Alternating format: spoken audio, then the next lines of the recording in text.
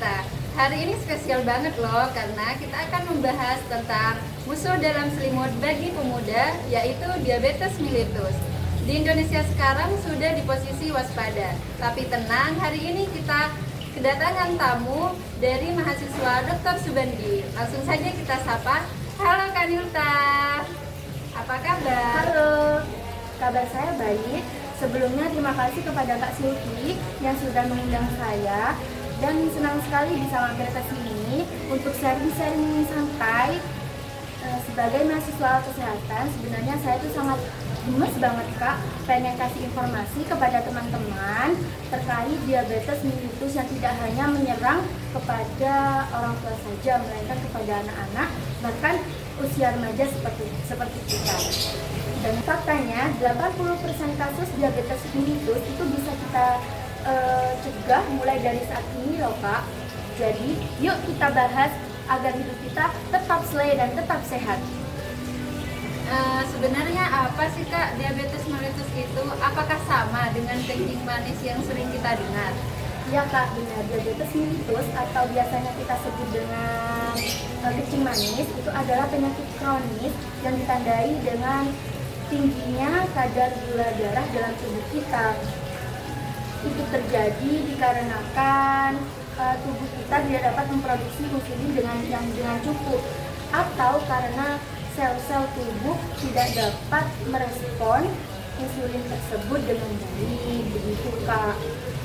Dan juga kenapa kok bisa insulin rusak? Apa hubungannya dengan diabetes? Dikarenakan insulin ini merupakan kunci agar gula atau glukosa dalam makanan yang kita konsumsi tersebut masuk ke dalam tubuh agar menjadi energi. Jadi jika insulin atau kunci tersebut rusak, maka gula yang kita konsumsi tersebut akan menumpuk di dalam darah, begitu Kak.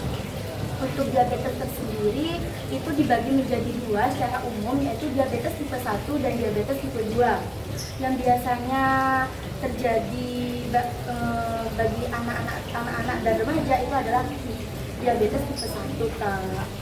Bukannya dulu diidentik dengan orang tua, kenapa sekarang banyak remaja yang terkena penyakit diabetes mellitus itu, dan apa saja pemicunya Kak? Ya benar Kak, dulu itu emang diabetes mellitus itu biasanya cuma terjadi kepada orang tua saja, tapi sekarang bisa terjadi kepada anak-anak dan remaja usia kita. Itu banyak pemicunya Kak, salah satunya yaitu dari autoimun, yang dimana untuk khusus diabetes tipe 1 ini penyebab utamanya adalah kerusakan sel pankreas oleh sel imun itu sendiri, gitu Kak. Untuk selanjutnya itu dikarenakan gaya hidup yang modern, di mana sering mengonsumsi makanan cepat saji yang di dalamnya itu terdapat banyak mengandung gula, garam, lemak, serta kurangnya aktivitas fisik.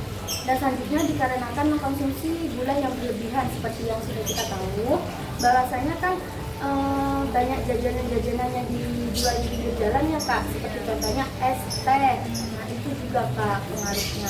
Dan yang paling beresiko itu yaitu faktor genetik, dan dimana anak-anak itu berisikonya meningkat menjadi 15% jika salah satu dari kedua orang tuanya itu mengidap diabetes, dan melonjak dari 15% ke 75% jika kedua orang tuanya itu mengidap diabetes mellitus.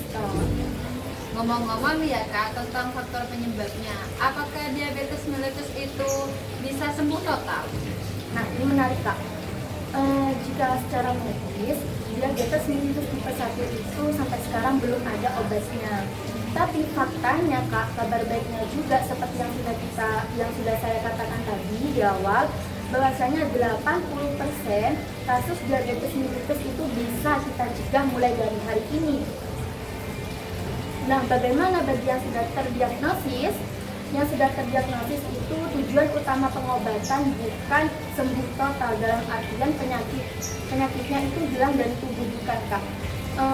Tujuan pengobatannya yaitu agar mengontrol metabolisme dan kadar gula agar normal, jadi hidupnya akan menjadi sehat, aktif, dan tidak dan tidak tersangkit oleh penyakit-penyakit yang lain gitu Kak.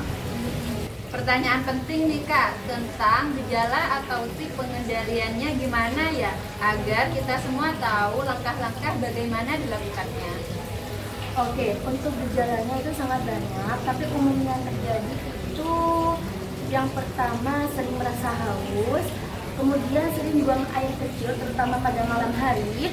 Selanjutnya mudah lelah, nafsu makan meningkat, tapi berat badan itu turun tanpa kejelasan yang jelas, gitu Kak.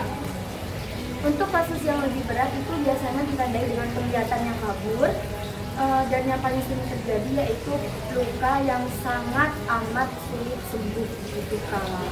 Serem ya Kak. Nah, dan untuk gejalanya dan untuk cara pengendaliannya sendiri yaitu bisa dimulai dengan edukasi. Paham terlebih dahulu penyakitnya seperti yang sudah kita bahas dari tadi ya Kak. Dan juga